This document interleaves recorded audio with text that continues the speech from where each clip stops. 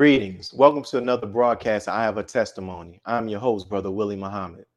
God came to us to seek and to save that which was lost. He raised a man from among us. He, the Honorable Elijah Muhammad, laid the foundation. What I'm doing is something that comes from him through me, and the thing that he uses in me to do the work is my faith in him and the word that he taught.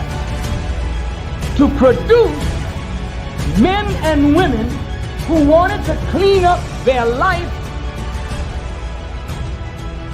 and build an independent nation for the glory of God. Today, we're blessed to be joined with another student minister under the leadership of the Honorable Minister Louis Farrakhan, Brother Willie Muhammad. He's a student minister of the Monroe, Louisiana Study Group. I am not a hater. I wish to see you save yourself and your country. But if you come against me, you are not gonna make it if you attack me.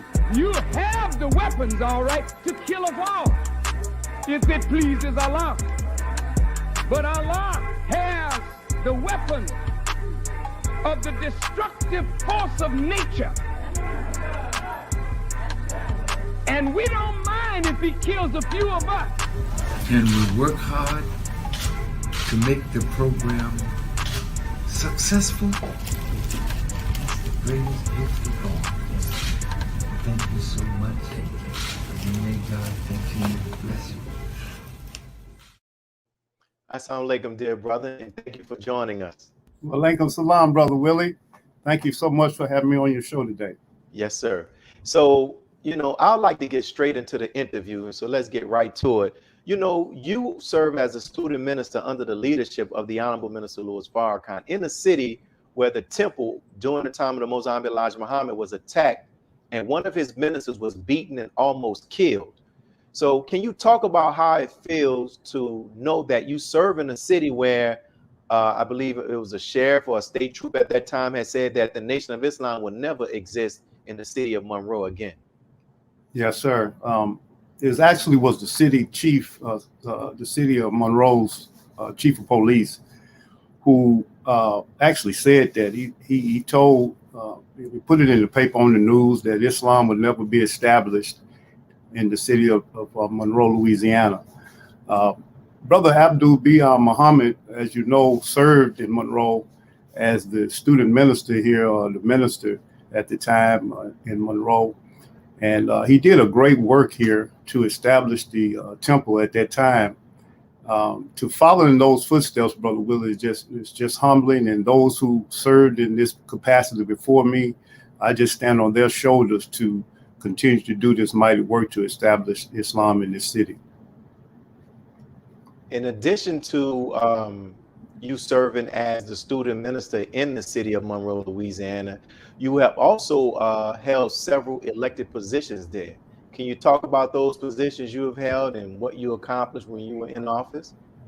Yes, sir. I served on the Monroe City School Board for a term and a half, actually 6 years. And we were able to do some great work there as a school board member. I served as president for a term, and we were able to establish a bond. We built schools. We were able to, we built two new schools, added on to two new schools. Well, we built two new schools and added on to other schools that already were built.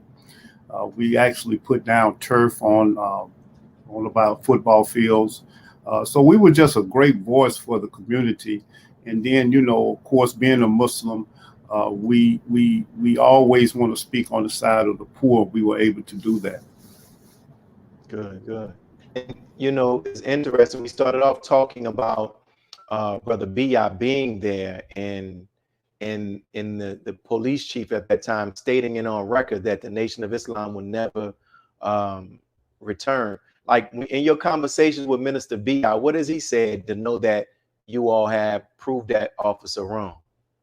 He's always excited when we see him on Savior's Day or when I even call and speak with him. He's always asking how the numbers how we are progressing in the city.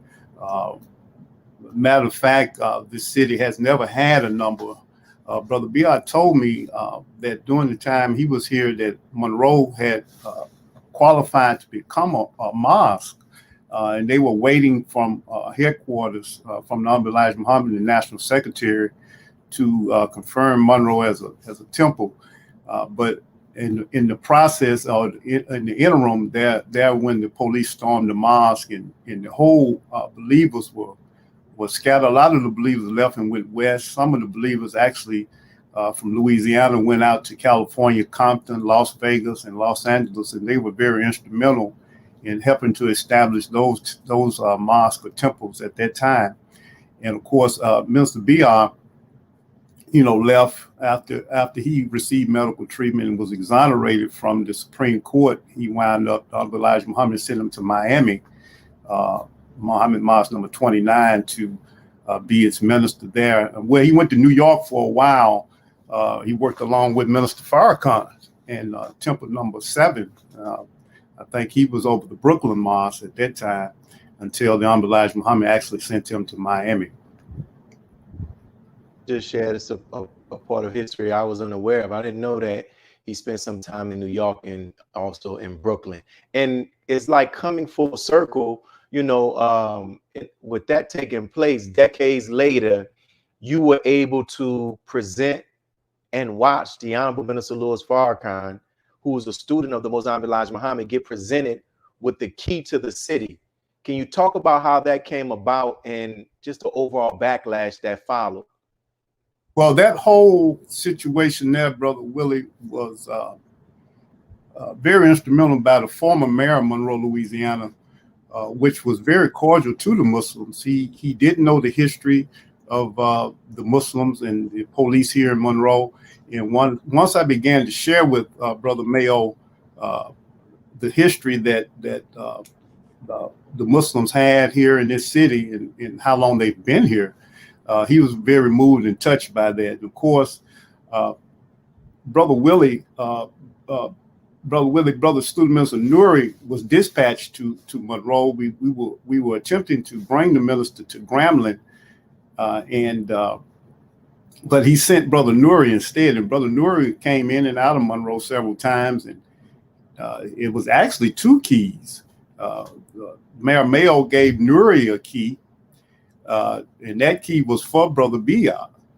And then when the minister came back for his granddaughter's graduation, the mayor gave him a key again to the minister when we were at the airport while the minister was waiting on his flight. We had a meeting there, and we all were blessed to be there.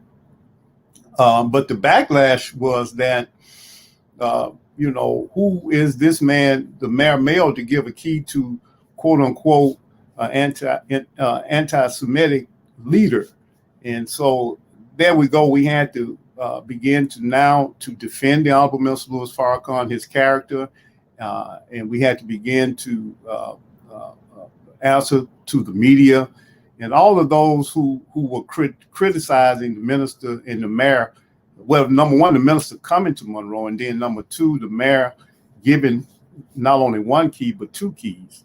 So it really was a very, very challenging time for myself because I had to be the one to represent the study group and to represent the character of Honorable Minister Louis Farrakhan. And I really was just humbled, and I thank Allah for guiding me through that whole process, because they really were attempting to just really make it look really bad. But the mayor did a big thing when he did that. Talk, if you don't mind, can you share some about how it was a challenge for yourself and even some of the things that they did to make it difficult for you, the believers there, and the mayor at that time? I lost a job. Like the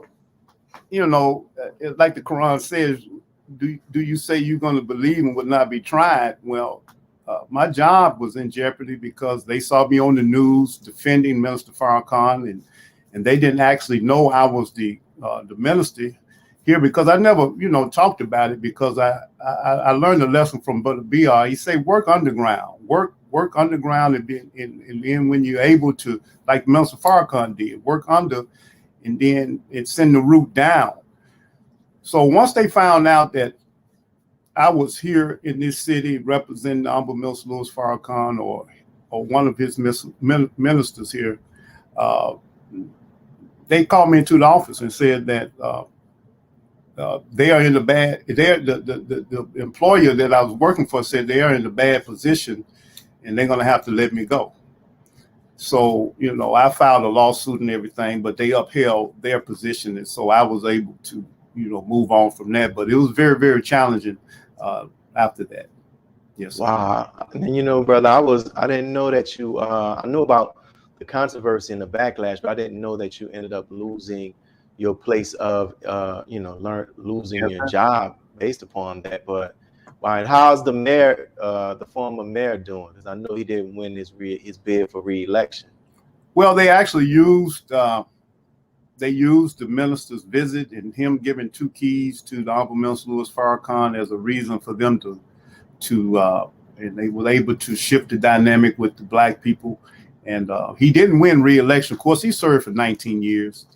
He told me that he wouldn't do anything different. Wow. So right now he's a consultant. He's still in the city. I talk to him from time to time. So he's doing well. That's good, man. That's good. Well, brother, we thank you for what you're sharing. We're getting ready to on our first break. And for those who are watching, we ask that you continue to share this link, share it so other people can tune in and hear the great history and more about the life of our brother Verbon. You've heard what he's shared thus far. So stay tuned, and we'll be right back after this break. Be a part of the force that powers truth in journalism. Your support helps us to highlight solutions for a brighter tomorrow. Go to nnvnews.com/donate. Asiatic Minds. Online education. Helping our children to discover their God-given skills, gifts, talents, and passion that will allow them to see their greatness, as well as the greatness of our people. And upon discovering that greatness, infusing them with the desire to use it for the betterment of themselves, their families, our people, and the world. Call now, 502-219-4848. This is Sister Sajda Muhammad. We are proud to announce that the Sajda House commemorative Elijah coins are finally here. This priceless heirloom, made from recycled copper from the messenger's home, is now available at sajdahouse.com. The hashtag Bank Black social media campaign made strides not only in revolutionizing how we bank, but also how we think. The movement inspired thousands of African Americans across the country to transfer or deposit millions of dollars into Black-owned banks. These are banks that will invest in urban communities, employ African Americans, support Black businesses, and inspire Black home ownership. This is a very proud moment for our culture as we are taking small, but significant, steps towards building Black power through Black wealth. Thank you for tuning in to NNV News. Please share your thoughts with us in the comments section below. Follow us on social media at NNV News, and please subscribe to our YouTube channel, National Network View. This is Clifton Muhammad with nnvnews.com.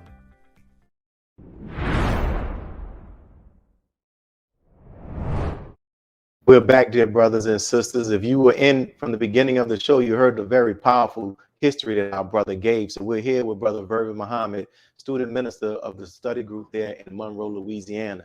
So Brother Verbon, you've talked about the history of the Nation of Islam in Monroe, Louisiana. Now, can you share with us, with our audience, how you became introduced to the teachings and eventually joined? Yes, sir, Brother Will. Before I say that, I wanted to mention, I forgot to mention, the actual bow tie was produced out of the lynching that Brother Minister Biard went through. Wow. Elijah Muhammad said that from now on, we are going to begin to wear the bow tie, especially the ones that, that with the clip. So that was birthed out of that situation, that ordeal. Wow. But Brother Minister, I was introduced to the teachings while a student at Southern University. My roommate at the time, when I was a freshman, would always play the minister. He wasn't a Muslim or a registered Muslim, so to speak, but he always played the minister. At the time, it was cassette tapes. And I would always ask him, who is that man? And I never heard anyone speak with such authority and such power as the Honorable Minister Louis Farrakhan. He said, well, man, that's Farrakhan. You never heard of him? I said, no, sir. So I remember I would get his tapes and began to just nurse them, brother. And I can remember the minister coming to Southern back in the 80s. He spoke at Southern University. I think it was Ramadan, Passover, and what's the other holiday? I think it's Ramadan, Passover, and Easter. And he spoke at Southern, and I saw the security. I was able to see at that time Dr. Khaled when he was in the nation, and I was so impressed by the mannerism of the brothers. And of course, I had Muslims in my family as well. My father was a admirer of the Honorable Elijah Muhammad as well. He, of course, we all were reared in the AME church. He was a steward in the AME church, but he would make reference to the Honorable Elijah Muhammad and about doing for self and how to eat to live. And those were seeds that were planted. And it wasn't until actually when I went to Southern in 84, but I actually became registered in 89. So I never, it took me 5 years, brother, to actually, become a member, to register to become a member of the Nation of Islam. So that was my journey. It was right there on the campus of Southern University. Yes, sir. And how did you become the student minister of the study group there? And how far aware are you all in as it relates to becoming a mosque? Well, I became the student minister after my dear brother right there, Brother Lawrence, served. I think Brother Lawrence moved on, and he went into Dianetics, and he went to the org, and he served in Monroe for about 11 years. Actually, Brother Lawrence, I thank Allah for him. He married my wife and myself back in 1999, and we thank Allah for him and the work that he did. And those before me, Brother Greg, who held the post from during the time of the Million Man March between 1994 to 1998, and then before that, Brother Ted Muhammad, may Allah be pleased with him. He actually raised Islam back up in the early 80s in Monroe. So I've been on the post since 2009, which has been 12 years now. And I was at a regional meeting in Houston, and Brother Burvey was the national secretary. And at the time, we didn't have study group coordinator, and so I was serving as secretary at that time. And the secretary, of course, is next in charge if you don't have a minister at that time. So I was just pretty much exalted into and I wasn't asking for it, brother, believe me. I served as at the time as FOI coordinator, and of course, I served in Louisville, Kentucky too. My journeys took me to Louisville under Brother Minister Gerald. I served as his captain there for several years in Kentucky. So and that's where I actually got into the ministry, because I did that. I was serving as the FOI coordinator, captain at the time, and also prison ministry. And so I was able to get into the ministry by going in and out of the prisons in Kentucky. And that's pretty much how I stayed into the ministry. Mm-hmm. And how are you all looking as it relates to achieving that mosque status? Well, we actually just turned in a petition to our regional minister, Dr. Abdul Alim Muhammad, Southwest Regional Minister. He was here the week of the Juneteenth, right? And we had a believers meeting, and of course he said that they're vetting our application and petition. We had about, I think it was 46 or 47 names. So we're waiting, brother. And you know, brother, it would be an honor to be able to do this for our dear brother Abdul Biar Muhammad before Allah returns him. But it's something that I'm just praying and hoping for. And if the believers stay together, and I think we can do it, brother. Man, that would definitely be beautiful. And that would be beautiful, man. That would be beautiful, and it'd be a part of a rich history of the Nation of Islam as well. So, you know, what has been one of your most profound lessons you have learned while serving in the capacity of a student minister? Patience, brother. You have to learn to be patient with yourself, with the believers, and with our people. What I found that impatience gets us into a lot of trouble. And of course, I'm talking from experience. Making decisions in haste, acting in haste, doing things in a hurry will cause you to lose your life along with other people and all those around you. So I've just been trying to study the way of the Honorable Minister Louis Farrakhan. His way is impeccable. He has demonstrated to all of us, young and old, black and white, throughout the world, that he has the ability from his teacher, the Honorable Elijah Muhammad, to learn how to go after our people and to be able to captivate them with the love. Because when you're talking about patience, you're talking about the ingredient of love as well. So if you love something, you're going to have to be patient with it until it develops, like the book says, the scripture says, until it reaches its eventual perfection. Yes, sir. You know, we're in the midst of this last year and a half. We're in the midst of this pandemic, this pestilence from heaven. You know, how have you had to adjust your service as a student minister during this COVID pandemic? It's been a challenge, Brother Willie. Brother Minister, as you know, the mosque is not open. The study groups are not open at this time. And I found if you just here to teach, well, you're going to be out of luck because you can't do much of that right now. But the sheltering in place has caused all of us to look inward. During this pestilence, as the Honorable Minister Louis Farrakhan has taught us that being able to retrospect, take a look at ourselves, your family life, your children, the believers, you have to begin to take a look at how you're going to lead a study group virtually. And of course, it's been a challenge to all of us when you can't actually see. Of course, the FOI, we get together and we go out and soldier.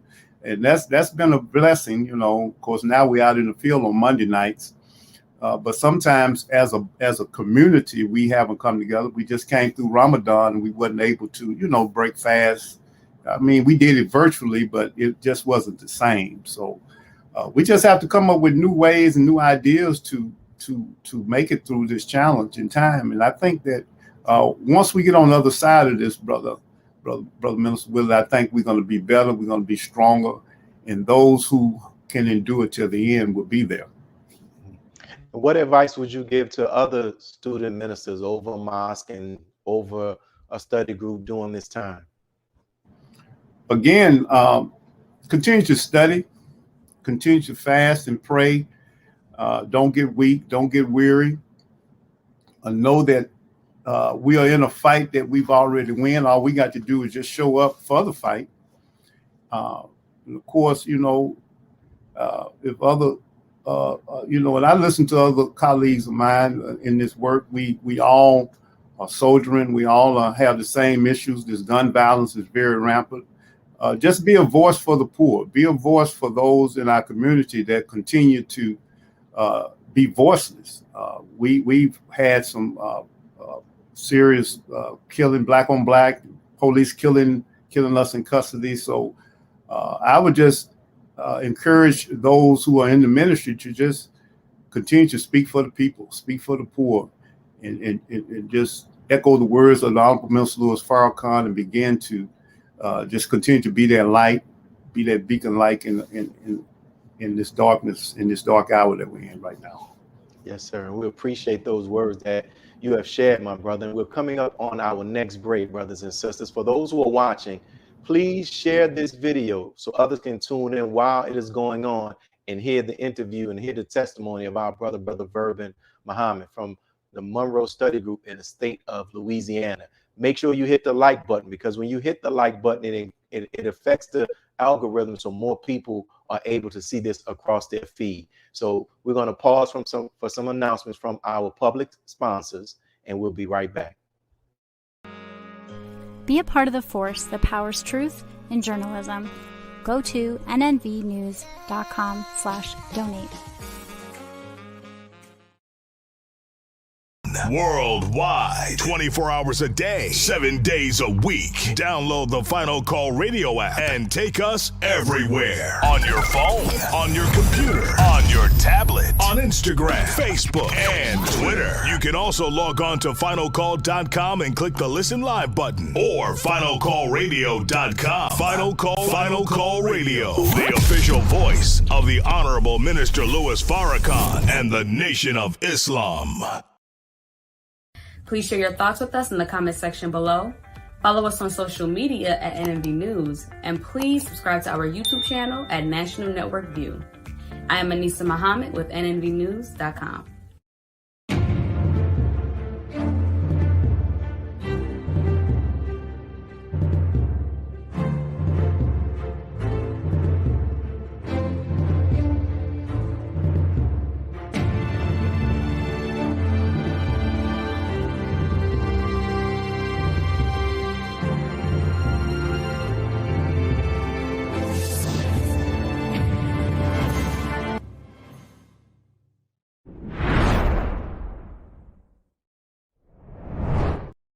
Thank you all for tuning back in, and we're here live with our brother Verbon Muhammad.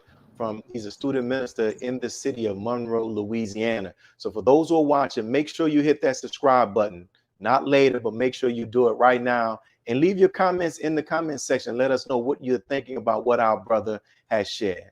So brother Verbon, you are a student minister of the Honorable Minister Louis Farrakhan, and you have had the opportunity to see the minister in public and in private settings.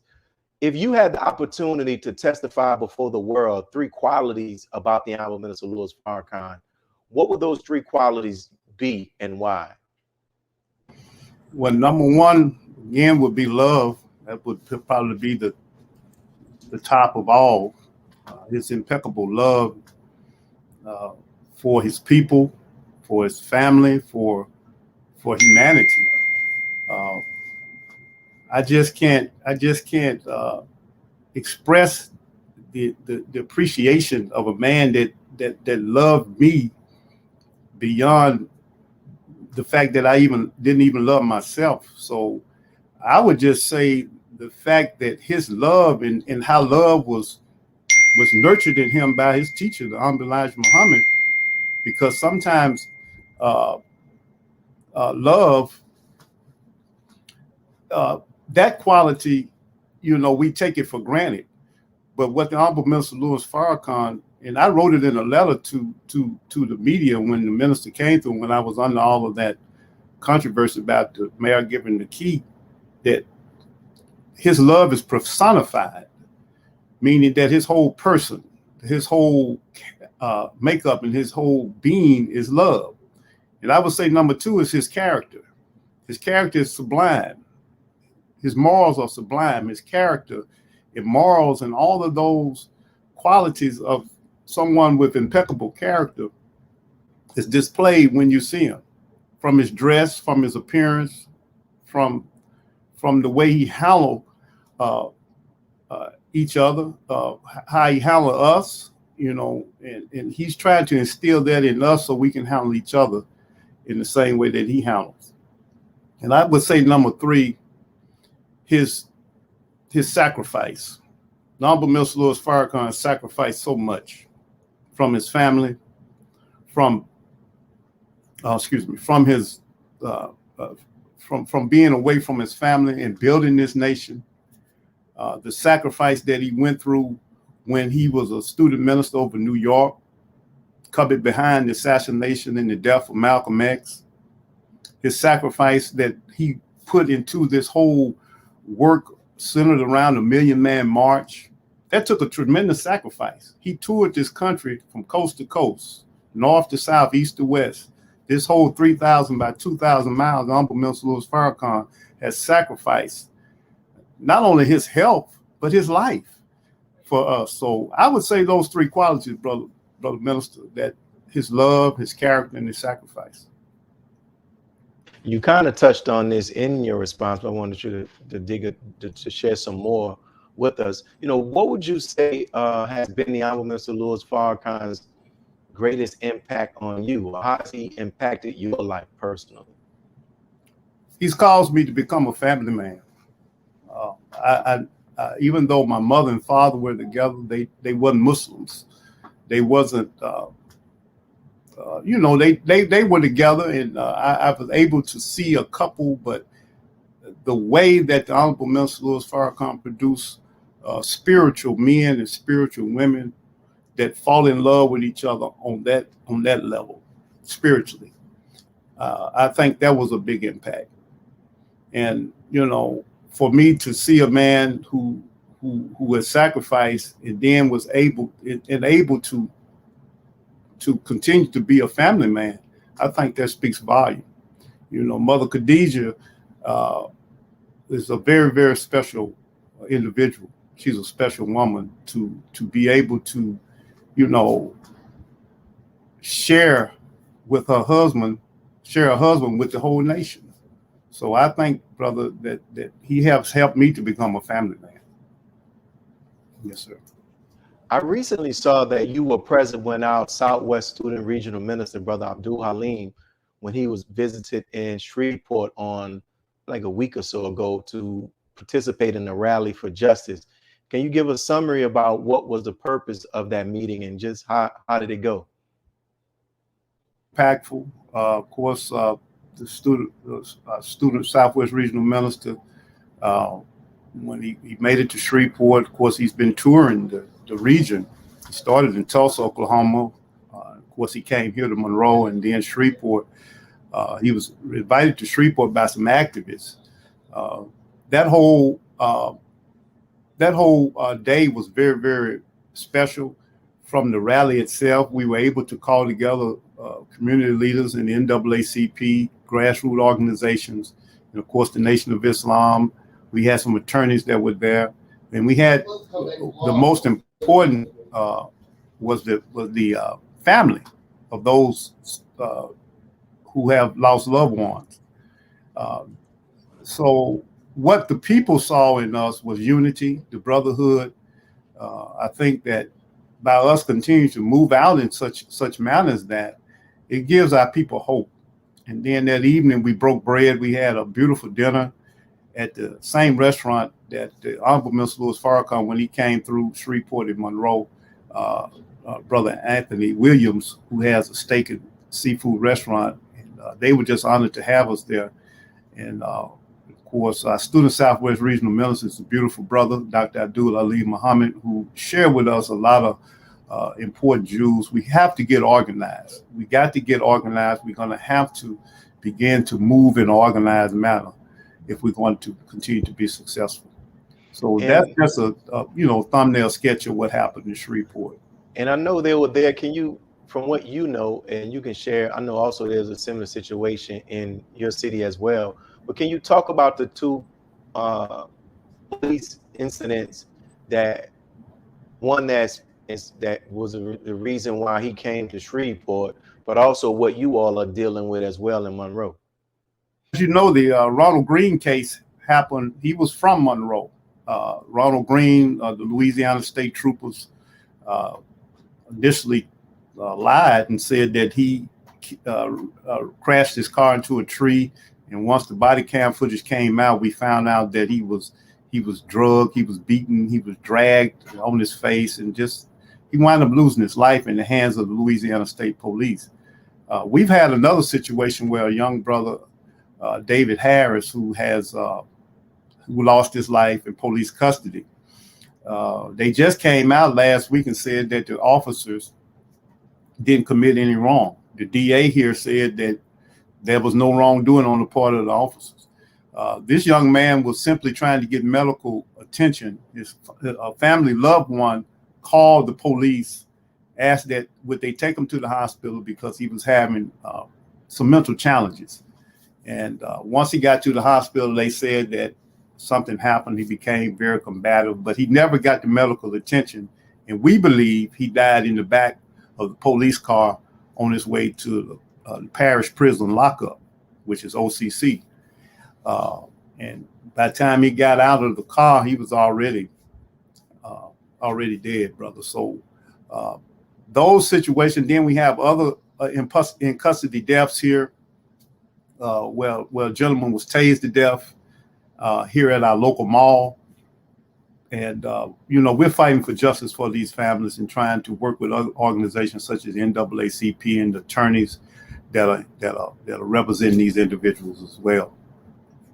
How is it? Because I know, that if it wasn't COVID, you would have all the protests and other things like that. So how has this pandemic impacted the community's involvement as it relates to bring attention to those incidents, the Robert Greene and the other ones that you've mentioned?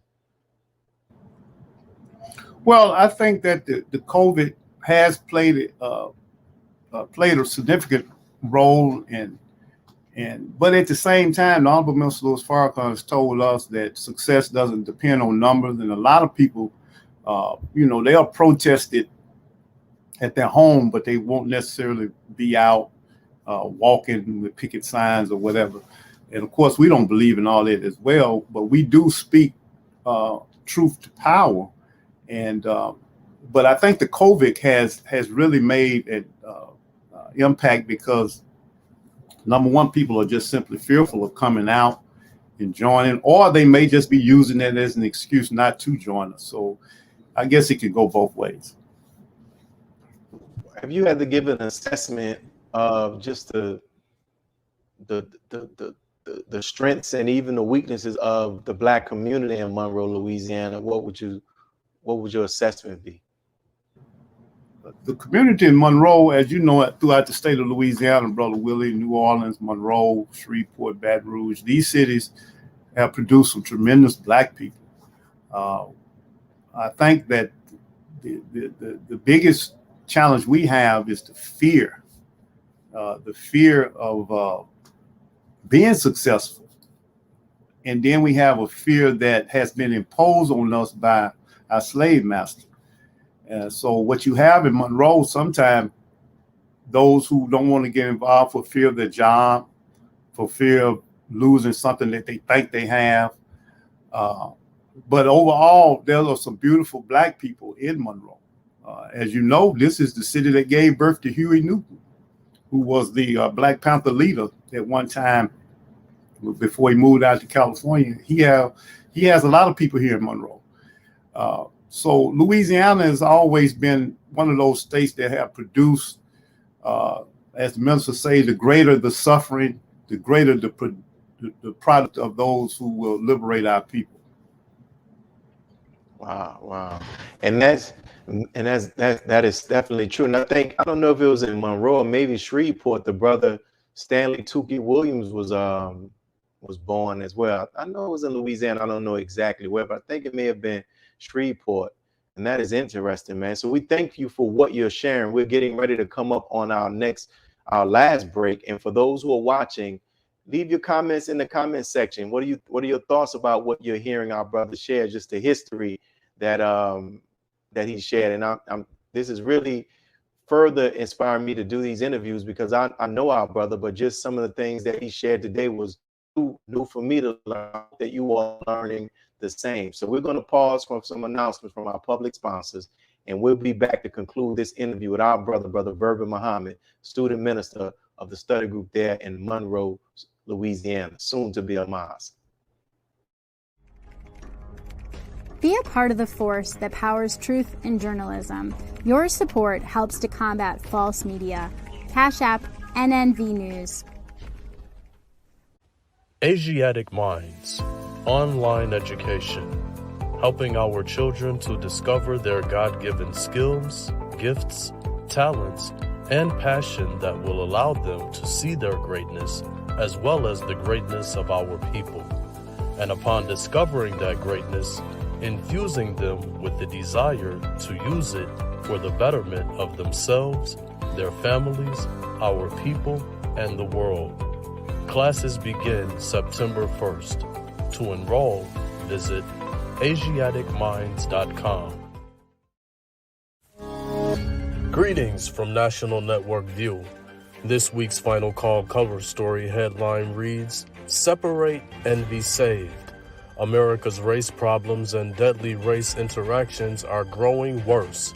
It is time we leave the children of our former slave masters and 400-year-old tormentors. Separation from whites is the only and best solution to this problem, a serious problem that is rooted in prophecy." This FCN Volume Number 41 edition middle page article by the Honorable Minister Louis Farrakhan is entitled, "A Case for Separation." To read more, subscribe to FinalCallDigital.com and tune in to the all-new Final Call Radio. This is the NNVNews.com Final Call Cover Report. He anointed our head with oil till our cup runneth over. He who, Master Farrakhan, Muhammad, that is he. This is Sister Sajda Muhammad. We are proud to announce that the Sajda House commemorative Elijah coins are finally here. This priceless heirloom, made from recycled copper from the messenger's home, is now available at sajdahouse.com. Please make sure you leave your comments and questions in the comment section below. Follow us on Facebook, National Network View, and make sure to check us out on Twitter as well, National Network View. This is Sergio Gutierrez with National Network View, signing off.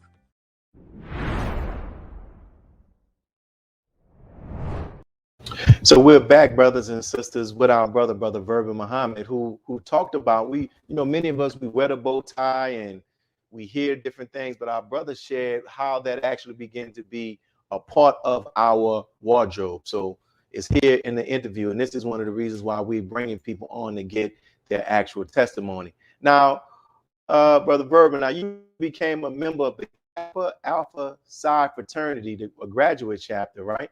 So what inspired your decision to do such? Well, that was always, you have your bucket list. Of course, when I was at Southern, I was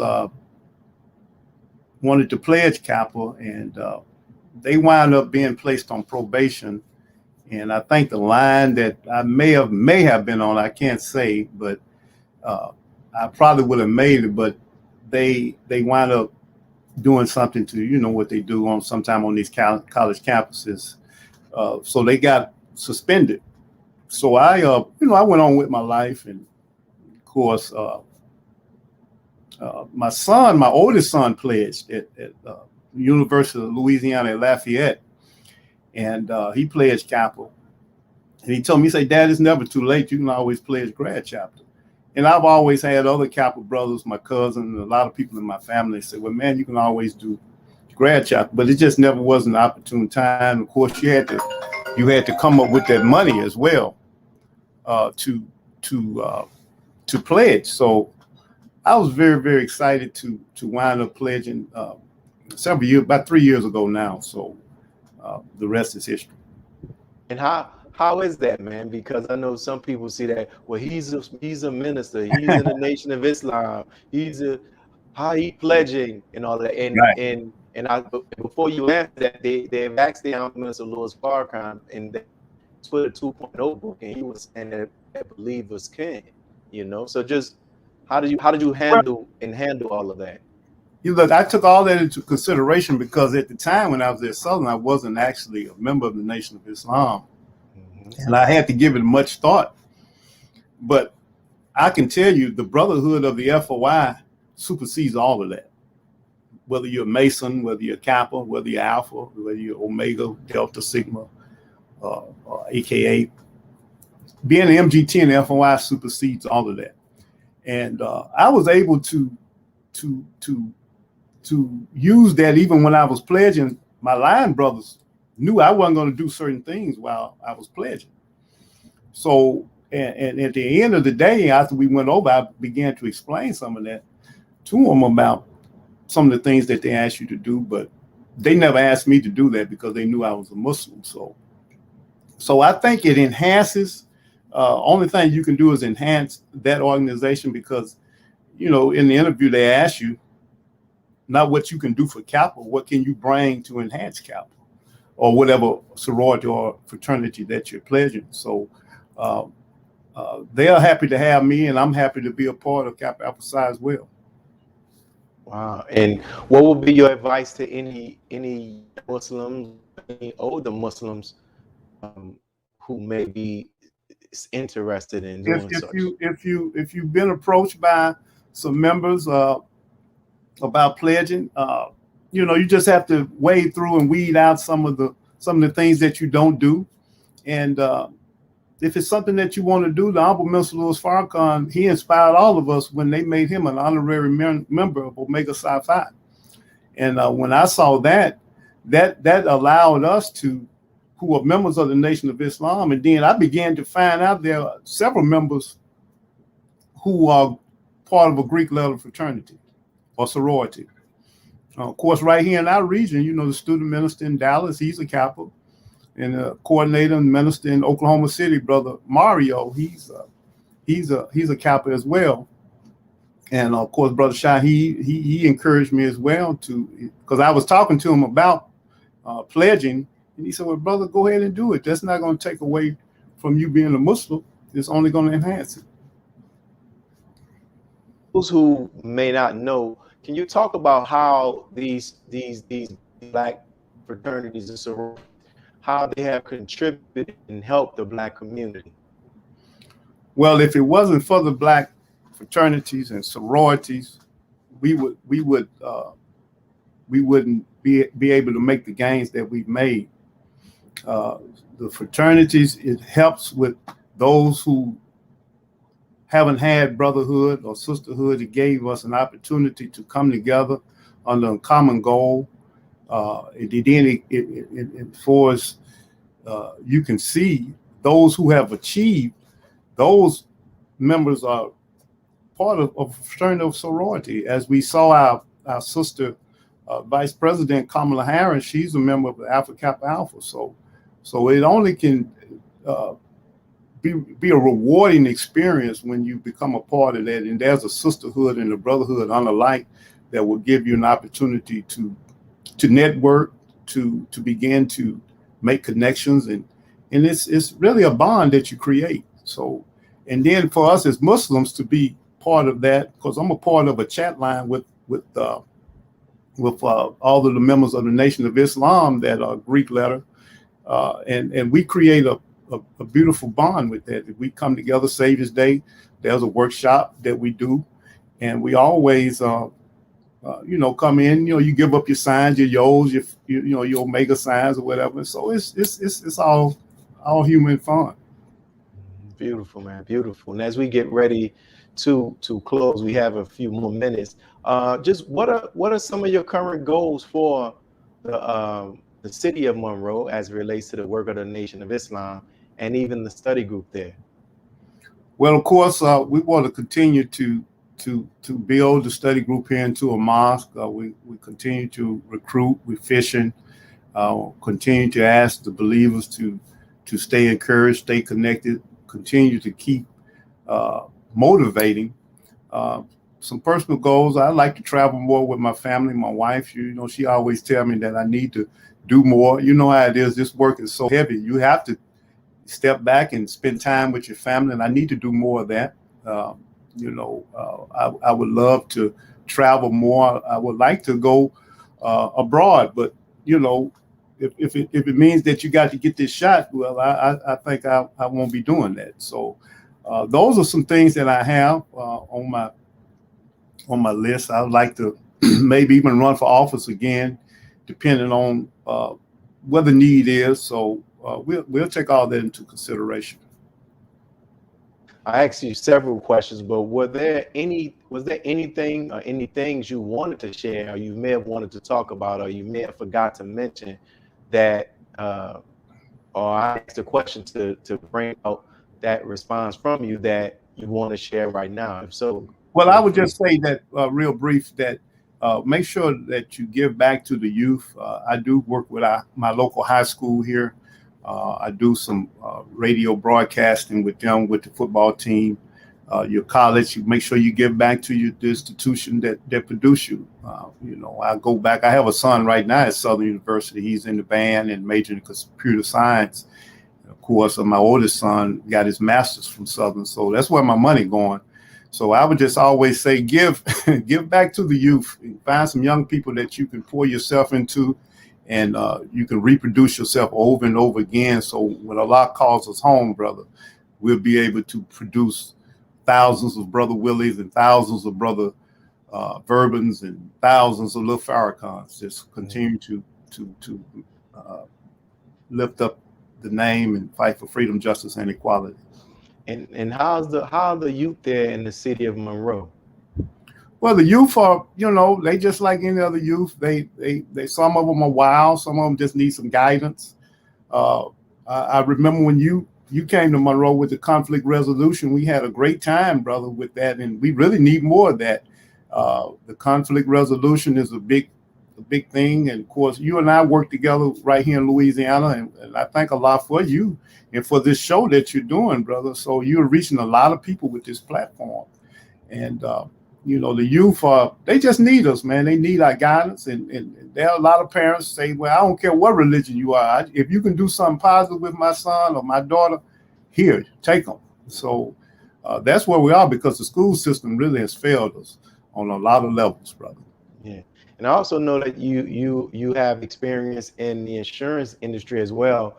You know, how important is that for those who are in the Nation of Islam and even outside the Nation of Islam, you know, as it relates to us securing the futures of our family in the event of an unfortunate incident? Because I saw something that they said during this pandemic, Black people were purchasing the most insurance coverages.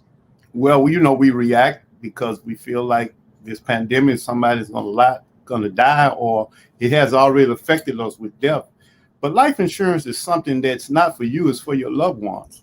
If you don't have a burial policy or life insurance to cover some bills, you don't want to leave your loved ones in a situation where they're going to have to wind up passing the hat to bury you, or to, of course, I hear a lot of Black people now talking about cremating. So whichever way you choose, can you pay for it? So life insurance is very, very important. I think everyone should have a policy.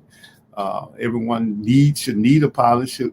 Everyone who needs a policy should find a way and never say it's I can't afford it. Because if we can afford to drink, smoke, and act a fool and pay the sin tax, I think we can buy a life insurance policy.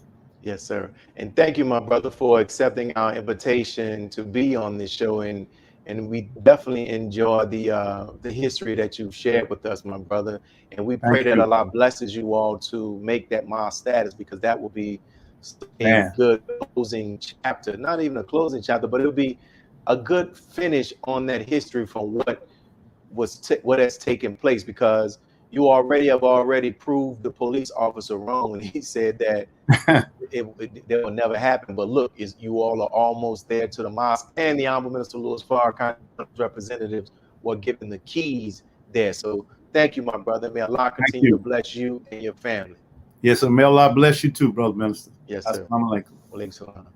And for those who are tuning in, thank you all for tuning in. As we always say, make sure you hit that subscribe button and go further, and make sure you get at least 5 other people to subscribe to your national network news, NNV. Please do so. And so we'll be back, inshallah, with our next guest, the following Sunday. Peace.